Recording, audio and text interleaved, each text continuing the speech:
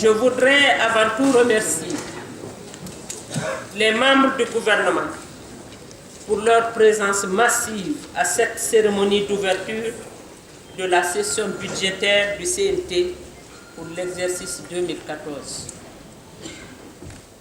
Votre présence, chers frères et sœurs du gouvernement, traduit l'intérêt et l'importance que le gouvernement attache aux délibérations du CNT. Au Conseil national de la transition CNT, je salue également la présence des corps diplomatiques et consulaires, celle des représentants des organisations internationales, nationales, civiles et militaires. Je remercie tous ceux qui nous ont accompagnés dans cette noble mission, parce qu'elle est vraiment noble. Le CNT, depuis plus de 3 ans, œuvre pour combler le vide juridique créé par la suspension de la Constitution et du Parlement guinéen en décembre 2008. Aujourd'hui, il est plus que nécessaire de finir avec cette période de transition pour laisser la place à une nouvelle Assemblée nationale dont les membres sont élus au suffrage universel. Mesdames et Messieurs les membres du gouvernement, la présente session budgétaire 2014 est convoquée après l'arrêt de la Cour suprême validant les résultats des élections du 28 septembre 2013. Cette session se tient aussi après l'organisation de 2 événements importants dans la vie de notre pays, à savoir la conférence des bailleurs de fonds en faveur de la Guinée à Abu Dhabi et la 40e session du Conseil des ministres de la conférence islamique à Conakry.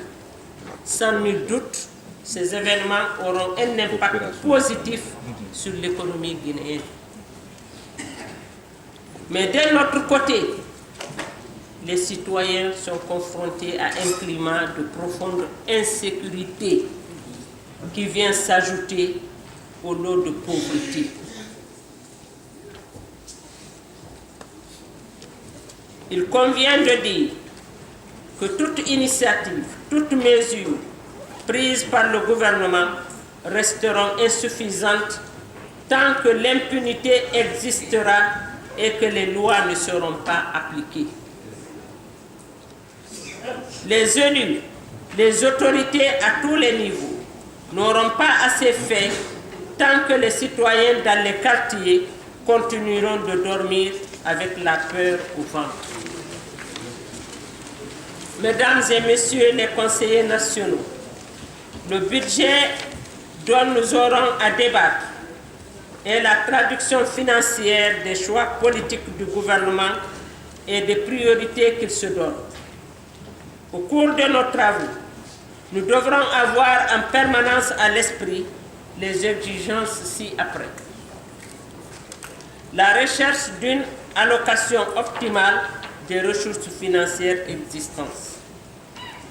La redistribution équitable des richesses économiques entre les régions, les préfectures et autres collectivités secondaires. En effet, au cours des débats avec les représentants du gouvernement, nous ne pourrons pas faire l'économie d'une réflexion sur la pression fiscale, sur la structure du prix des carburants subventionnés par l'État, sur les régimes fiscaux accordés à certaines entreprises et sociétés.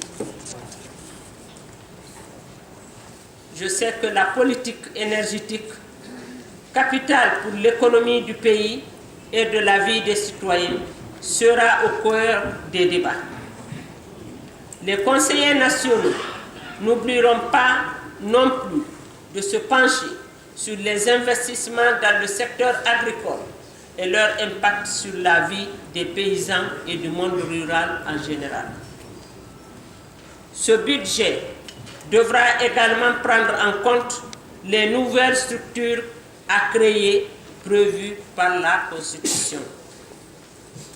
Le début de nos travaux coïncide avec la période des récoltes que nous espérons bonne, car Dieu a gratifié cette année notre pays d'abondantes pluies qui ont malheureusement causé aussi des dégâts dans les quartiers de la capitale et dans d'autres préfectures. Le besoin d'assainissement et de schéma directeur pour nos villes et villages se relève de plus en plus pressant. Les traditionnels services sociaux de base, tels que l'éducation, la santé, les infrastructures à travers lesquelles on peut mesurer le progrès et le développement d'un pays, seront eux aussi au centre de nos débats.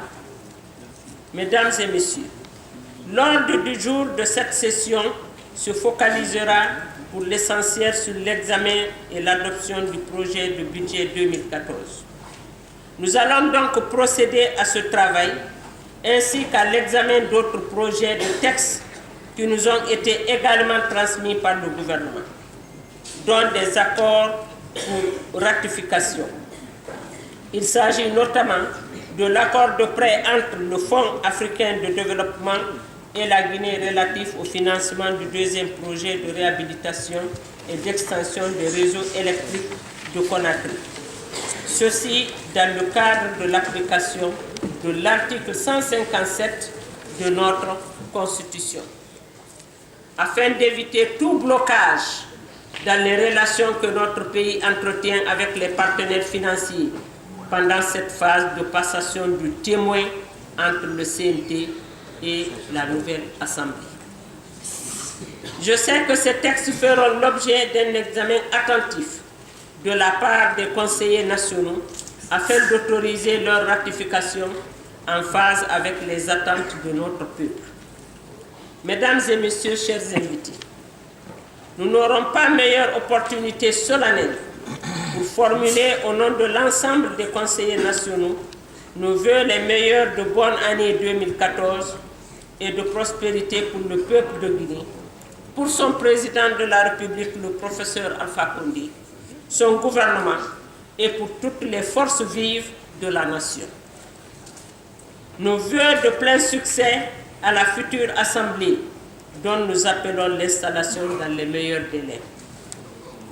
Tout en souhaitant que nos travaux commencent dans la paix et s'achèvent dans l'harmonie des esprits au sein de l'hémicycle, je déclare ouverte la session budgétaire 2014.